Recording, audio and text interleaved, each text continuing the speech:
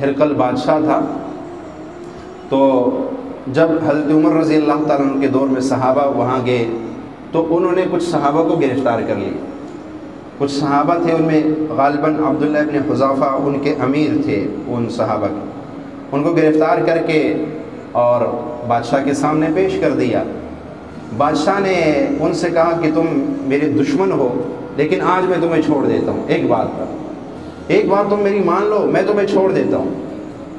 اور جو عبداللہ بن حذافہ جو ان کے امیر تھے، اس سے کہا میں ہرقل بادشاہ ہوں۔ اس دور کا وہ ایسا طاقتور اور سپر پاور تھا جیسے آج کے دور میں امریکہ ہے، تو وہ بھی ایسے مانا ہوا آدمی، تو اس نے اپنے دربار میں ان سے کہا کہ میں اپنی بیٹی تجھے نکاح میں دے دوں گا، اور فلاں علاقے کا تجھے گورنر بھی بنا دوں گا، اور تیرے ساتھیوں کو یہ ان کو یہ عہدے دے دوں گا، ایک میری بات مان لو۔ انہوں نے کہا جی کیا بات؟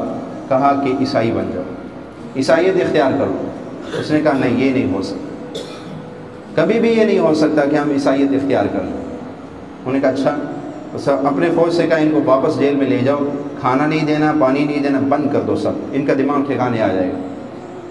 کچھ دنوں کے بعد پھر ان کو میرے دربار میں حاضر کرنا۔ اب ایک دو دن ان کو بھوکھا رکھا، پیاسا رکھا۔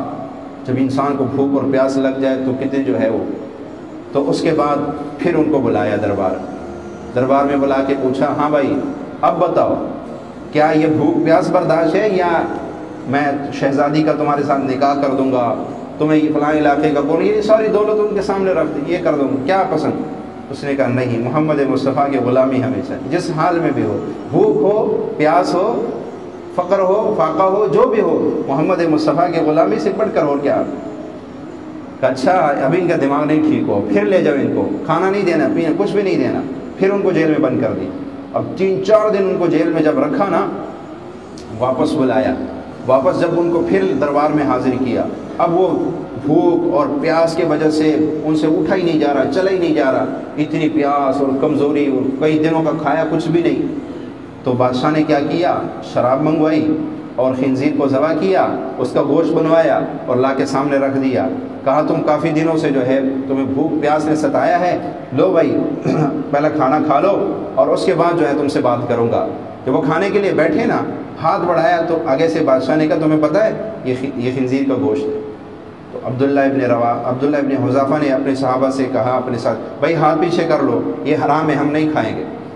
صحابہ نے کہا کہ امیر صاحب کھانے دو، اتنا تو ہمارے لیے جائز ہے کہ ہم کم سے کم اپنی، کیونکہ قرآن میں آتا فَمَنِ اسْتُرَّ غَيْرَ بَاغٍ وَلَا عَادٍ فَلَا إِثْمَ عَلَيْهِ۔ ایک آدمی حالت اضطرار پہ پہنچ گیا، حالت اضطرار کہتے ہیں کہ بس اس کے بعد موت واقع ہونے والی ہے، اگر اس حالت میں ایک آدمی پہنچ گیا، وہ خنزیر کا گوشت بھی اتنا کو کھا لے کہ جس سے وہ زندہ بچ سکے تو جائز ہے، شریعت کہتی ہے فَلَا إِثْمَ عَلَيْهِ، اس پہ کوئی گناہ نہیں ہے۔ تو انہوں نے کہا یہ تو قرآن کا بھی فیصلہ ہے کہ ہم اگر تھوڑا سا کھا لیں اپنی جان بچانے کے لیے تو اس کی تو آپ ہمیں اجازت دے دیں۔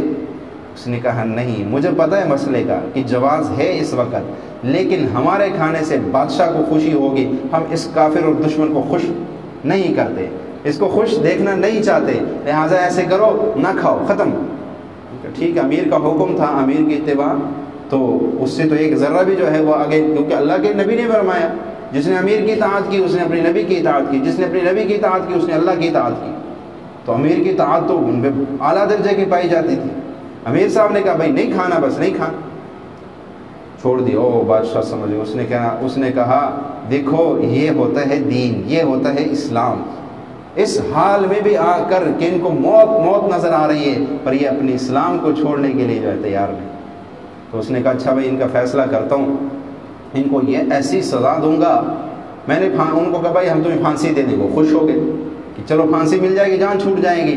تھوڑا ہی عرصہ ہوا، اللہ کے حبیب دنیا سے چلے گئے، چلو ہم جا کے ان سے ملاقات کر لیں گے، خوشی ہے۔ موت مومن کے لیے تو ویسے بھی تحفہ ہے موت۔ تو اس نے کہا کہ بھائی نہیں، ایسے نہیں موت دوں گا تمہیں ایسی سزا اور تڑپا کے موت دوں گا کہ آنے والی نسل بھی یاد رکھے گی۔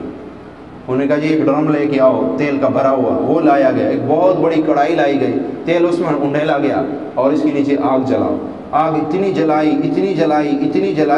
کہ تیل خوب گرم کیا، یہاں تک کہ ان میں سے ایک صحابی کو پکڑا اور پکڑ کے جیسے ہی تیل میں ڈالا نا تو اس کو کرنے کی بھی جو ہے نا وہ فرصت نہیں ملی، اتنا شدید گرم شدہ تیل تھا کہ جو ہی اس کو ڈالا تو اس کا گوشت اور ہڈی الگ ہو گئی، آہ کرنے کی بھی فرصت نہ ملی۔ پھر انہوں نے کہا جی ان کے امیر کو پکڑو، عبداللہ ابن حذافہ کو پکڑو، پکڑ کے نا بھائی اس کو ڈالو۔ جب اس کو ڈالنے لگے تو وہ رونے لگے، اس کو رونا آ گیا۔ وہ بادشاہ نے کہا بھائی روکو روکو، شاید دل میں کوئی رحم آ گیا، کوئی ڈر کے، موت سے ڈر کے کچھ میرے شرائط ماننے کے لیے تیار ہو گیا۔ بھائی ادھر آؤ، ہم کہا تھا نا کہ اسلام چھوڑ دو، عیسائیت قبول کر لو، تو محمد کی غلامی چھوڑ دو، دوسرے الفاظ میں محمد کی غلامی چھوڑ دو اور ہماری غلامی قبول کر لو، شہزادی نکاح کر دوں گا، یہ کر دوں گا، وہ کر دوں گا۔ کہا کہ لگتا ہے اس کو کچھ خوف آ گیا۔ بھائی روئے کیوں؟ کیا موت کے ڈر سے روئے؟ کہا نہیں، موت کے ڈر سے نہیں روئے۔ پھر کیوں روئے ہو؟ کہا اس لیے رویا ہوں، کئی دنوں کا پیاسا ہوں، بھوکھا ہوں، ہڈیاں کمزور ہو گئی، جسم کمزور ہو گیا، اللہ کے نام پہ جان دینے کا وقت ہے، کاش میرے پاس ایک جان ہے، میں اس بات پہ رو رہا ہوں، کاش کہ میری ایسی کئی جانیں ہوتی اور میں اللہ کے نام پہ قربان کرتا۔ یہ تو ایک جان ہے، میں رو اس بات پہ رہا ہوں کہ میری جان ایک ہے، کاش میری کئی جانیں ہوتی اور سب کے سب محمد مصطفیٰ کے دین پہ قربان ہوتی۔ سبحان اللہ۔ پھر آخر میں بادشاہ نے کہا اچھا ٹھیک ہے بھائی، تم اپنے بات پہ اتنے پکے ہو، کسی طرح پیچھے ہٹنے والے نے، ایک بات میری قبول کر لو، میں تم سب کو میں تمہیں رہا کر دوں گا۔ کیا بات؟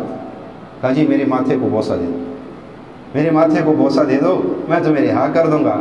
اس نے کہا پھر اس شرط پہ تمہارے ماتھے کو بوسہ دوں گا کہ میرے تمام ساتھیوں کو رہا کرو گے؟ ہاں جی بالکل، یہ بھی شرط مجھے منظور ہے، اگر تو میرے ماتھے کو بوسہ دے دے گا، میں تجھے بھی اور تیرے ساتھیوں کو بھی سب کو رہا کر دوں گا، یہ میرا وعدہ ہے۔ تو بادشاہ تو پھر اپنے وعدوں میں پکے ہوتے تھے۔ پھر اس نے کیا کیا کہ جان بچانی تھی، اپنی بھی بچنی تھی، سب کی بچنی تھی، تو بادشاہ کے ماتھے کو بوسہ دے دیا، اور دینے کے بعد اس نے کہا ٹھیک ہے بھائی ان کو رہا کر دو، جاؤ۔